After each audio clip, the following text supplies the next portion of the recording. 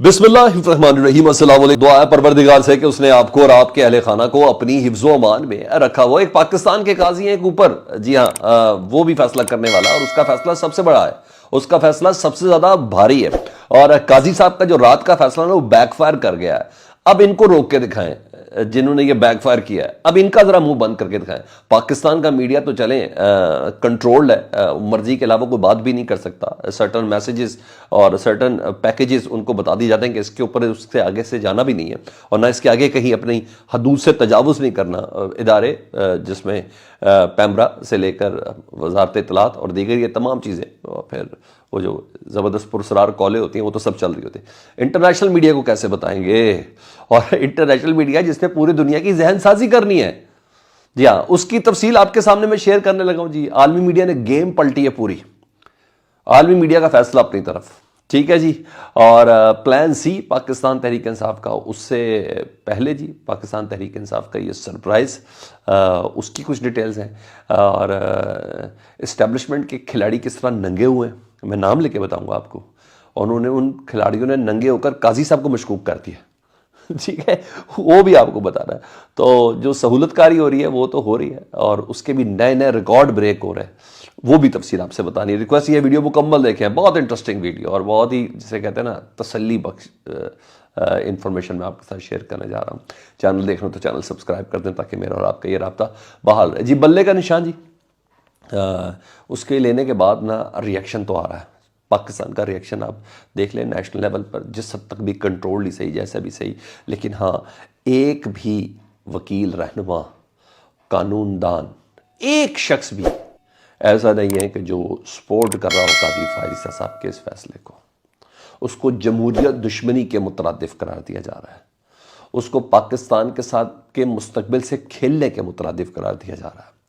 वो दानिश्वर जो जहन साजी करते हैं, जो अवाम की राय को मुरतब करते हैं, उनमें से एक भी ऐसा नहीं है जो इस फैसले को सराहा हो। और बहरहाल पाकिस्तान में इस फैसले से जमहूरियत को भी नुकसान कह रहे हैं और निज़ाम दोनों को नुकसान होगा।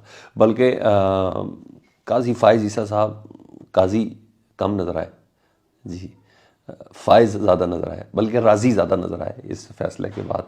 2018 का वो अपनी बेगम का स्कोर सेटल करते हुए शायद ज़्यादा नज़र आए। कैसा अब प्रिडिक्टेबल हो गए, ये मेरा जुमला याद रखिएगा, मैं आगे चल के बताऊँगा। काजी साहब अब प्रिडिक्टेबल हो गए हैं, वो शख्स जिससे मुतलिक अंदाज़ा लगाया जा सकता है।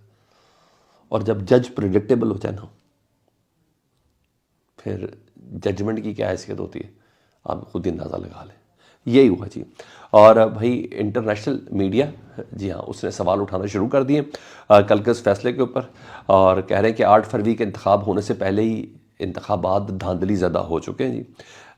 अल जज़ीरा इंटरनेशनल जी, अल जज़ीरा कह रहा है कि with former prime minister Imran Khan in jail, analyst believe that the upcoming election rigged be one of the most unfree yet. दोबारा बता दूं जी।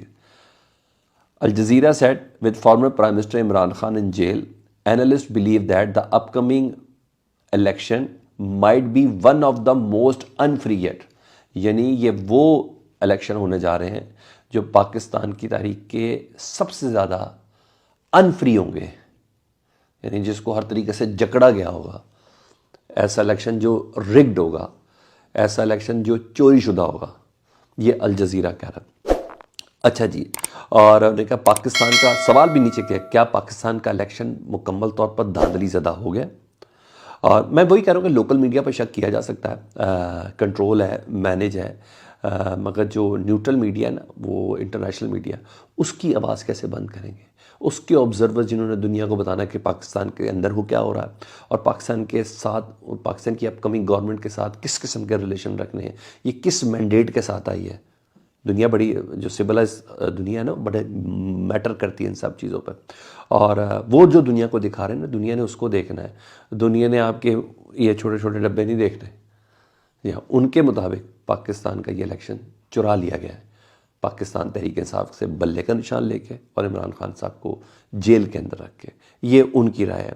और बहुत से लोग, एक बात बताऊँ, इस सिलसिले में बल्ले का निशान नहीं होगा, तसलसल से राय भी दे रहे थे। और कि बल्ले का निशान बैलेट पेपर पर नहीं होगा। और ये 6-7 महीने पहले से ये सब चल रहा है। और सबसे ज़्यादा बोलने वाले थे फैसल वाडा साहब, वो हामिद मीर साहब के प्रोग्राम से शुरू हुए और फिर वो उन्होंने एंड ही कर दिए। उन्होंने कहा मैं तो बल्ले का निशान देखता ही नहीं हूँ और ये होना नहीं है, मुझसे लिख ले, फैसल वाडा साहब। अच्छा जी, परवेज़ खटक साहब वो कहते थे कि कुछ हो जाए, पाकिस्तान तहरीक इंसाफ हम है, हाँ बल्ले का निशान अब बैलेट पेपर के ऊपर नहीं होगा। ये 6 महीने से वो कह रहे हैं। उसके बाद हाशिम डोगर साहब पंजाब के वज़ीर दाखिला थे, वो भी पाकिस्तान तहरीक इंसाफ से थे और उनका भी ये कहना था कि चाहे जो मर्ज़ी कर लें, पीटीआई का इंतखाबी निशान जो है ना वो नहीं होगा। ये तमाम कड़ियाँ, ये तमाम प्रडिक्शंस ना ये बहुत कुछ बता रही है। यानी मैंने आपको बताया कि मतलब काजी साहब भी प्रेडिक्टेबल हो गए, उनके मुताबिक भी अंदाज़ा लगाया जा सकता है। तो काजी साहब के फैसलों को इन लोगों ने प्रेडिक्ट कर लिया। हाशिम डोगर साहब, परवेज़ खटक साहब, फैसल वाडा साहब, इन तमाम ने, और ये वो लोग हैं जिनके ऊपर एस्टेब्लिशमेंट की छाप है, मैं बड़ी जिम्मेदारी से बोल रहा हूँ। ये वो लोग हैं, परवेज़ खटक साहब, वाडा साहब और हाशिम डोगर साहब, इनके ऊपर एस्टेब्लिशमेंट की छाप है कि ये उसकी छाया के नीचे हैं, इनको वहाँ से फीड मिलती है या इनको वहाँ से बचाया जाता है। तो इन सब ने की प्रेडिक्शन ने काजी साहब के फैसले को, काजी साहब की क्रेडिबिलिटी को डाउटफुल किया है। और ये मैं नहीं कह रहा, ये बड़ा पड़ा है। अब रोकें इस सारी चीज़ों को। फैसल वाडा की नाअहली काजी साहब ने ख़त्म की, ठीक है जी। हाशिम डोगर, सारी पीटीआई अंदर हो गई। हाशिम डोगर साहब को आज तक कोई नहीं छेड़ सका, वो आईपीपी के अंदर है, ठीक है। वो कह रहे हैं कि चाहे कुछ भी हो जाए, 6 महीने पहले कह रहे हैं कुछ भी हो जाए, पाकिस्तान तहरीक इंसाफ का बल्ले का निशान बैलेट पेपर पर नहीं होगा। मैं इन बातों को इतना सादा कैसे ले सकता हूँ। रही बात परवेज़ खटक साहब की, वो जिनकी गोद में वो आपको खुद ही अंदाज़ा है। तो ये फैसला जो है ना, मैं इस पर तनकीद ये कहूँगा कि ये तो जी अभी देखें आगे कौन कौन से इम्तिहान चलने इन लोगों के। मैंने बोला कि इलेक्शन हो तो काबिल कबूल कैसे हो सकता है, एक बहुत बड़ा सवालिया निशान। मेरी नज़र में पाकिस्तान की अवाम को ये इलेक्शन काबिल कबूल नहीं होगा, चाहे इसके कि अभी रिव्यू पे जाएंगे और रिव्यू में कम से कम सब कुछ होगा। ये 3 जजेस नहीं होंगे, जस्टिस काजी फायज़ ईसा नहीं होंगे, जस्टिस मज़हर साहब नहीं होंगे और जस्टिस मुसर्रत साहिबा नहीं होंगी, ये नहीं होंगे। देखें वहाँ क्या होता है, लेकिन बहरहाल जिसने जितना ज़ोर लगाना था वो लगाया। और प्रोग्राम का जो आखिरी मरला है उसके ऊपर मोहर सबत शुरू हो गई है। रात गए तवील ज़बरदस्त किस्म के ऑपरेशन हुए जी, फ़ोन कॉलों से लेके गिरफ्तारियाँ, ये सारी की सारी रात भर जारी रही। आपको कोई मीडिया नहीं बताएगा, ऐसी चीज़ कोई नहीं बताएगा। और उसके नतीजे में क्या है जी, मद्दे मुकाबल को रास्ते से हटाने का जी, टिकटें भी जमा हो गई और ये भी आज़ाद हैसियत से इंतखाबी निशान भी अलॉट हो गए, तो मद्दे मुकाबल को रास्ते से हटाने का जो सेक्शन है ना वो फाइनल हो गया है।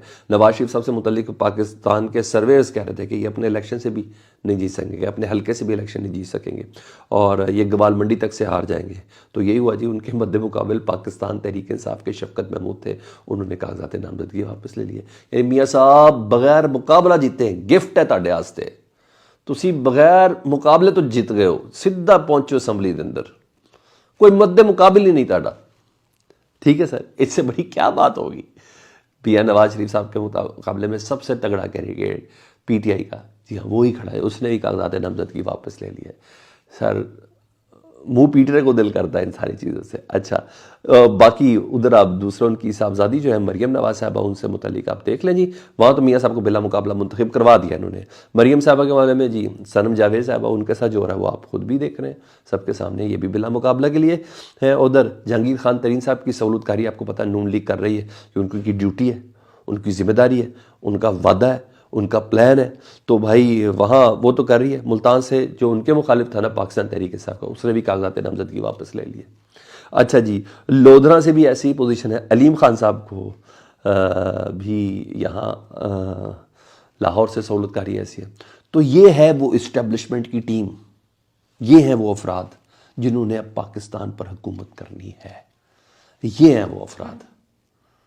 तो वोट डालते हुए एहतियात करें हैं, अब बल्ला नहीं है, अब दीगर चीज़ें, उसके हिसाब से बड़ा नुकसान हुआ है, इसमें कोई शक नहीं। लेट्स सी, देखें क्या होता है, परवरदिगार की ज़ात है ना। फीडबैक से मुतल्लिक़ जो आगा करें, अपना बहुत ख्याल रखें। अल्लाहुम्मा सल्ली अला मुहम्मद व आले मुहम्मद।